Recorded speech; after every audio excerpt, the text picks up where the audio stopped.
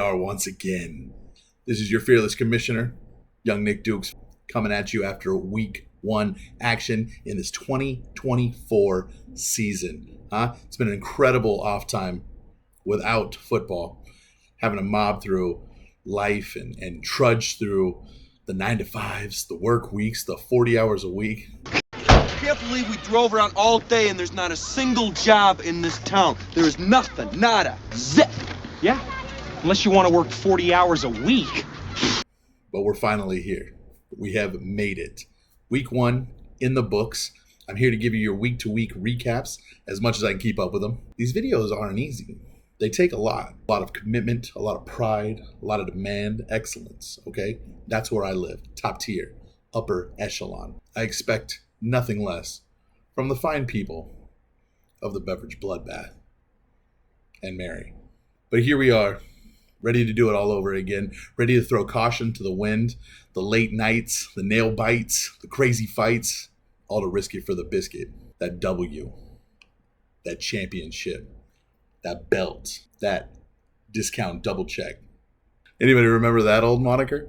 Commercials used to just hit different back in the day. It all changed when they decided to change Jake from State Farm to a black guy and act like we weren't all going to notice. Anyways, I digress. Let's jump in. I got week one matchups. I got stuff to talk about. We'll hit every player. We'll talk about injuries. We'll talk about holdouts, people who wanted to play, people who can't play, people who got shot, but then other people sitting there on the bench riding the pine because they decide they need a paycheck before they go out. So let's jump in. Beverage, Bloodbath. Matchup number one. You got Ryan Mack, a.k.a. Max Maniacs, against Mary Cologne, everybody's favorite admin to the stars, a.k.a. Chasing Rainbows. Mack takes the win right here, 136-104, behind Anthony Richardson, who gets touchdown through the air and on the ground. My guy's looking fantastic in his sophomore year. Breece Hall on Monday night, 17 points. Mike Evans with 23. He goes 5 catches, 61 yards, 2 TDs. You don't look washed up just yet. You're getting old, though. Less than desirable outings from DK Metcalf, Brandon Ayuk, and Travis Kelce. What a dud outing. 3 catches for 34 yards. Probably too busy leaving it all on the dance floor instead of leaving it out on the field. Come on back, okay, bro? Jesus. Unfortunate for Mary. She starts J-Love. I don't want to get into it. We've all talked about it. I've cried enough, okay? Second to last play on his series. Goes down. You saw his knee pop. If you watch the replay and they zoom in on it, and it is just like that. Terrible. We got Malik Willis starting. My guy knows how to end a game. Straight up just got sacked. Straight to the ground. Can't wait for him to be a backup. It is not a season-ending injury is what they're reporting right now. It's an MCL sprain, not a tear. So we could see him back within 4 weeks, but that's just fingers crossed, and I'm hoping we can stay at least above 500 in the meantime. Go Pack, go. Mary's hometown team, the Lions throw Jahmyr Gibbs out there. He gets 17 points. Josh Jacob with another 12. So running back's looking okay, but for wide receivers are where is less than desirable. Marvin Harrison Jr., 1 catch, 4 yards. Just miserable performance over there. She gets a combined 2 points from Evan Ingram and Chuba Hubbard, at least double digits from Devontae Smith, but none of it's going to be enough as she falls 104-136, and Ryan Mack starts 1-0.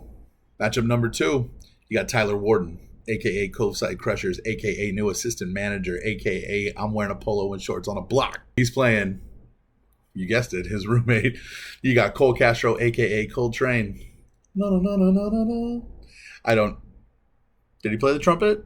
I'm not sure. Tyler takes the win, 123-111, behind C.J. Stroud, 234 yards, 2 TDs. Another one looking good, sophomore year, dusting off those rookie cobwebs. 22 points from Devin Achane, looks good, even though they're sharing the backfield over there with Raheem Mostert. Both of them found the end zone this week, but Devin Achane got a little banged up. My guy likes to run downhill, hit stick style, and unfortunately looks a little sore. So we'll see if he makes it into next week. If not, Raheem Mostert is going to look like a Raheem must start. You feel me? A.J. Brown, 22 points. I mean, that's self-explanatory. That's why he's a first-round draft pick. 16 points from David Montgomery. Look at the Lions' backfield. Not bad, not bad. Trey McBride, 8 points from your tight end position. Yeah, so. On the other side of the ball, you had Aaron Rodgers going into Monday night. My guy Cole waited as long as he could to take a quarterback. Ends up with old man Aaron Rodgers. I still think he's the GOAT. Might be ghost in here, dog. Combined 29 points from his running backs and 21 points from Stephon Diggs. That's a crowded wide receiver core over there in Houston, right? Nico Collins, Tank Dell, even Dalton Schultz at tight end. But it looks like Stephon Diggs of yesteryear. He clearly might be the cutout WR1.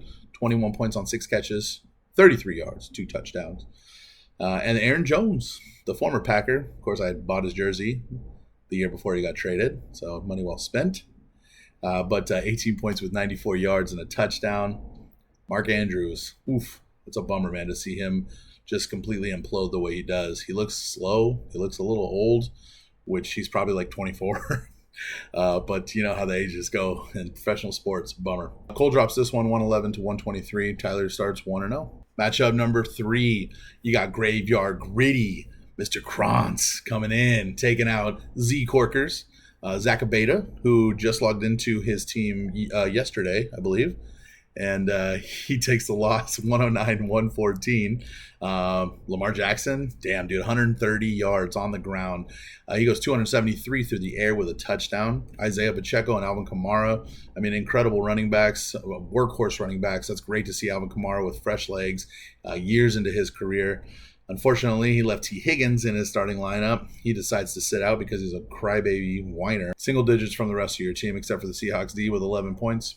On the other side of the ball, another great quarterback. There's a reason why Josh Allen was QB1 in most fantasy drafts, and he's showing it here. 4 total touchdowns, including 1 on the ground. 232 yards through the air. My guy is balling. Still, you love to see it. Ramondre Stevenson, interesting, 21 points, and you don't think the Patriots going to be a big offense, and they actually get the upset win with no T. Higgins, Jamar Chase not seeing a lot of action, Joe Burrow's hot garbage anyways. Double digits from James Conner, Monroe St. Brown, crash and burn. Chris Olave, crash and burn.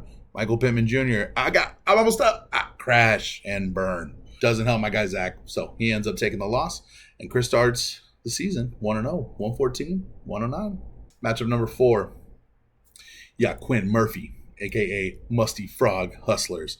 I guess there's some kind of story of lore behind all of that, but I didn't quite catch it.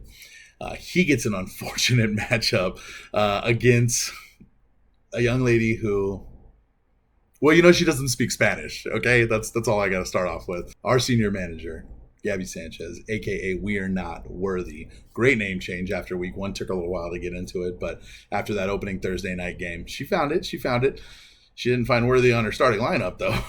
Left him on the bench with 20 points, but not a big deal because she still snuck out the win, 172 to 123. Incredible outings from Tyreek Hill. I mean, that's why that was her number 1 pick, right?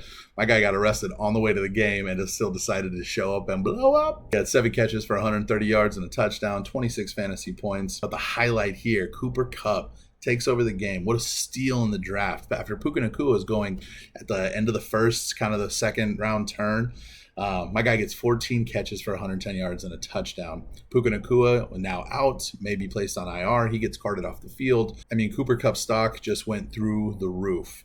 So 32 fantasy points on that side. She gets double digits from her tight end, from her flex position, from her defense, 19 points. Sorry about that, Sharp. She snagged that Cowboys D. On the other side of the ball, Quentin put up as much of a fight as he could, though, on Friday night down in Brazil on that terrible, trashy-ass high school lacrosse field, wherever the hell they were playing anywhere, slipping, sliding everywhere like they put Dawn Soap down. Saquon still manages to get 3 total touchdowns on the ground, through the air, 109 yards. Like the old Saquon Barkley, man. Giants fans just punching the air right now, just heated. Could be the missing piece to take the Eagles back to the Super Bowl. Wouldn't be surprised. Tua Tagovailoa, 20 points. Nico Collins, double digits. Malik Neighbors, double digits. Rashad White, double digits. I mean, decent outing. Dalton Kincaid left a lot on the table, of course. And there's the aforementioned Puka Nacua. Quinn's going to have a pretty tough time trying to replace him. Trades are open. Jaden Reed on the block. Hit me up. 172 to 123, the final. Gabby, the surprise. She starts 1-0. You know I don't speak Spanish.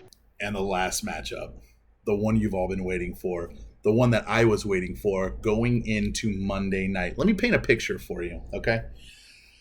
Let's talk about a man and a dream. Now, let's just talk about how your fearless commissioner, put up your dukes. Going into Monday night, I'm down by 40-plus points, right? I got Garrett Wilson, Deebo Samuel, Christian McCaffrey. Boss man is up on me big. How's George Kittle, though? Still going. All right. There's a chance. So you're telling me there's a chance? Yeah! Hour before game time. Breaking news. No CMC. I'm staring at my team. Everybody's locked. Even my IR. I got Nick Chubb locked. I can't do anything. Put on my big boy cap, okay? I go to the free agents. I take a look at who's available. I either get the backup running back for the Jets or the backup running back for San Fran. That's it, man. It's a Hail Mary, pun intended. All I can do is drop my kicker, take the 0 there. Then this kid, Jordan Mason, right? Behind that incredible San Fran offensive line, 28 carries, 147 yards, and a touchdown.